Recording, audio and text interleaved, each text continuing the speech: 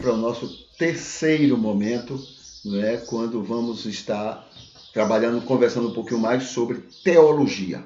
Tá? Agora já é um momento mais teológico nos nossos temas, nos nossos assuntos. Tá? Vamos começar aqui falando sobre o texto bíblico. Tá? O nosso texto bíblico, cadê? Deixa eu colocar aqui. O nosso texto bíblico é João, capítulo 6, versículo 6, versículo 1 a 21. A gente já falou sobre os vários versículos e estamos hoje no versículo 18 e 19. Tá? Então vamos ver aqui. O 18, ademais, o mar, isso aí os discípulos já tinham visto Jesus multiplicar 5 mil para 5 mil ou mais pessoas, não é? De homens, mulheres e crianças, claro, todo mundo ali misturado, já conversamos também sobre isso, e Jesus então multiplica os pães, depois recolhe, não é, todo aquele alimento que sobrou, provavelmente foi enviado para alguém que precisava, ou para as famílias, o que seja, pode ser que não juntaram, digamos, num lugar só, mas deu a ideia de que eram, né, aquele tanto de cestos que foram mencionados como recolhido da comida que sobrou, que foi dividido para todos, né? Depois Jesus percebeu, segundo João, no entendimento de João, Jesus percebeu que as pessoas queriam pegar a força e levá-lo para que fosse proclamado como rei. Não é exatamente logo como rei, mas a partir dali ele seria aclamado por todos e aí iam divulgar que ele agora deveria ser o rei daquele povo, etc, etc. Jesus percebeu nisso, não é que não ajudaria na proclamação do que ele queria, iria atrapalhar, iria adiantar, não é? O que depois vai acontecer, que é a sua morte na cruz. Então, o que é que ele faz? Ele sai e se separa do povo, ele se afasta.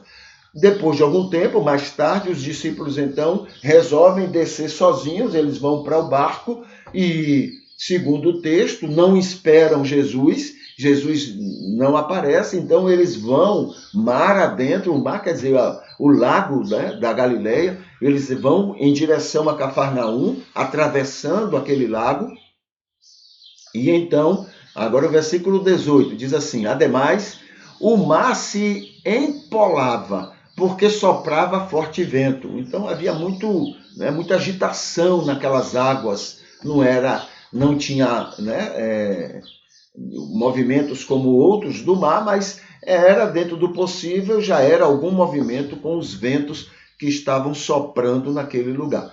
Tendo, pois, remado uns 25 ou 30 estádios, ou seja, já era uma distânciazinha, tá bom? Já era um lugar mais distante, já tinham andado, já tinham velejado, né, digamos assim, já uma distânciazinha interessante.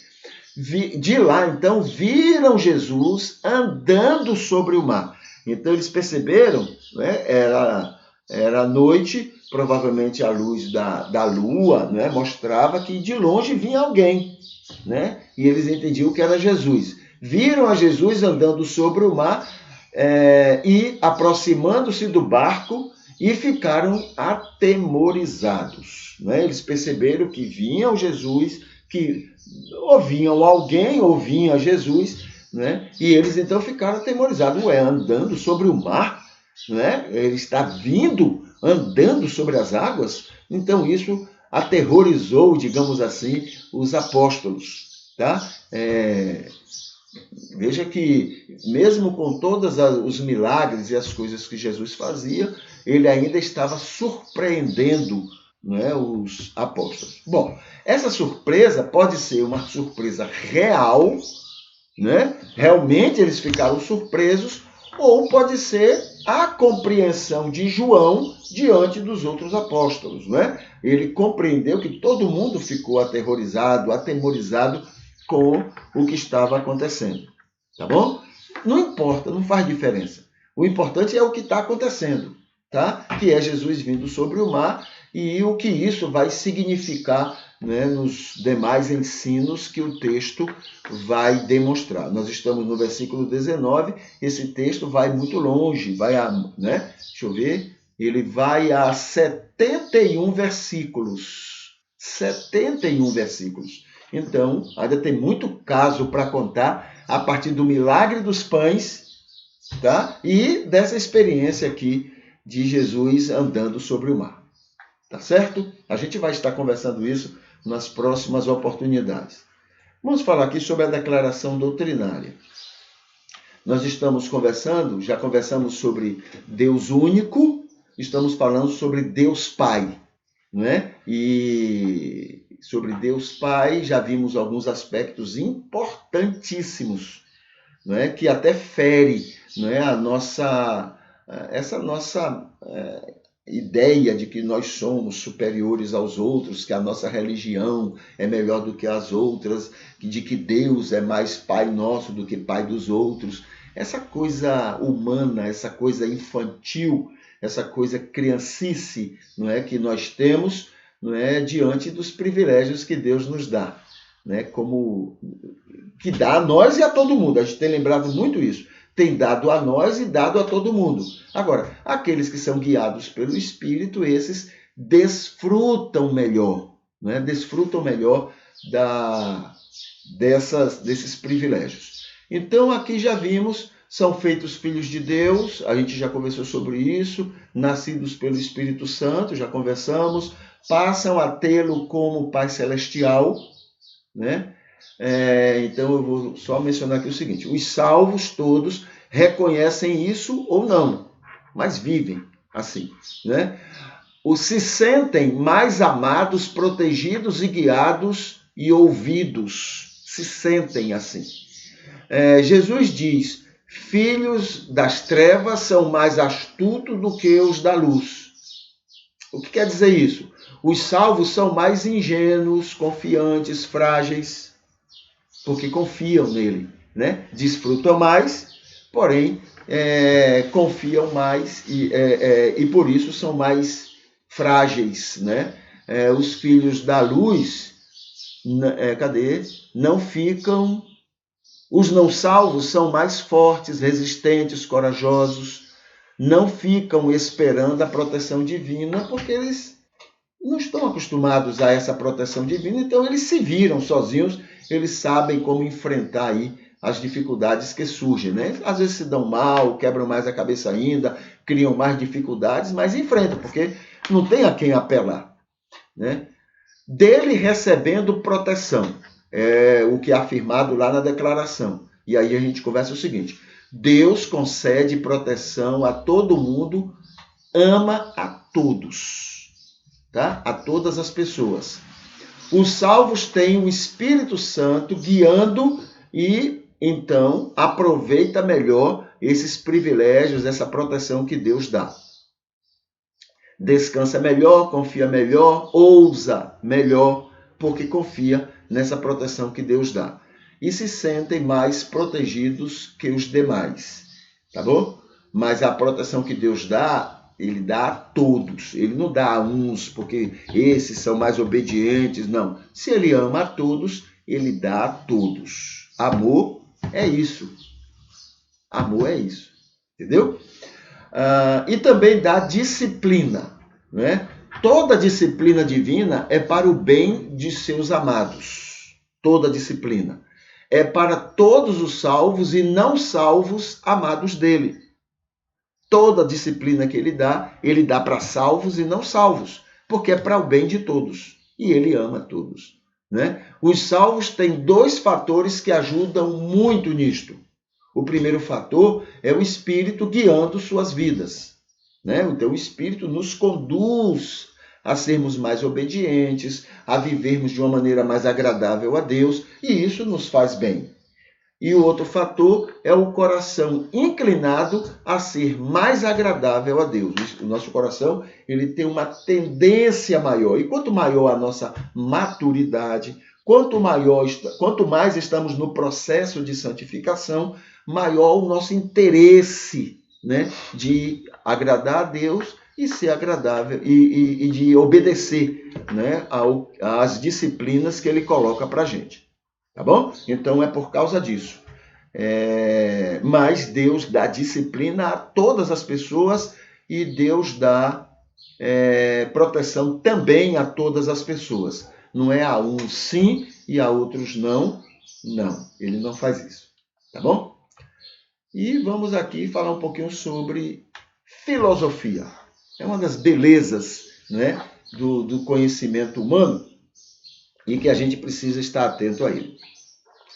Filosofia, né? A filosofia, e faz parte, deve fazer parte do estudo da teologia, tá bom? A filosofia, do grego filosofia, né? Está aqui nos termos apropriados, literalmente quer dizer amor pela sabedoria, tá? Amor pela sabedoria. É o estudo de questões gerais e fundamentais sobre a existência, sobre o conhecimento, sobre valores, sobre a razão, sobre a mente e sobre a linguagem. Frequentemente colocados como problemas a serem resolvidos. Tá bom? A filosofia trabalha com isso, né? Buscando respostas para a existência humana, para o conhecimento, para os valores que nós devemos ter na vida, para a razão, para a mente e para a linguagem. Aí eu coloquei aqui alguns temas dentro dessa declaração, a gente vai trabalhar alguns deles, tá bom? Então, por exemplo, amor pela sabedoria, né? O que significa literalmente a palavra filosofia. Sabedoria tem a ver com prudência. A pessoa sábia é a pessoa prudente, tá bom? É prudência. Nada a ver com inteligência. Tem gente que é prudente, mas não é inteligente. Entendeu? Então a gente confunde muito prudência com inteligência. Não. A inteligência é uma coisa, a prudência, ser prudente, buscar a prudência é outra. E tem gente que é inteligente, mas não é sábio. Né? A outra coisa é nada a ver com conhecimento. Tem gente que tem conhecimento e não é sábio. E tem gente que é sábio, mas não tem conhecimentos, mas é sábio. Né? Já ouviram falar, todo mundo já teve, né?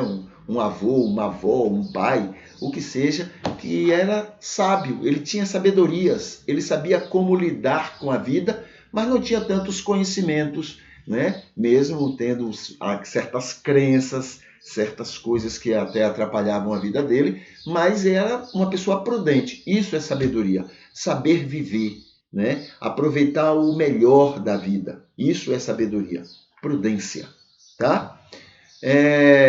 Estuda é outra coisa importante sobre filosofia, tá? Estuda quer dizer a ideia de questiona. Questiona, né?